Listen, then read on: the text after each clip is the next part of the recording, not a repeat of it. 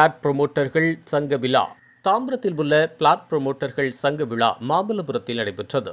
தாம்பரத்தில் இயங்கி வரும் பிளாட் புரோமோஷன் சங்கத்தின் 2026ஆம் ஆண்டு குடும்ப கூடுகை விழா மாமல்லபுரத்தில் கலை நிகழ்ச்சிகளுடன் வெகு சிறப்பாக நடைபெற்றது. இவ்விழாவில் ஏராளமானோர் பங்கேற்றனர்.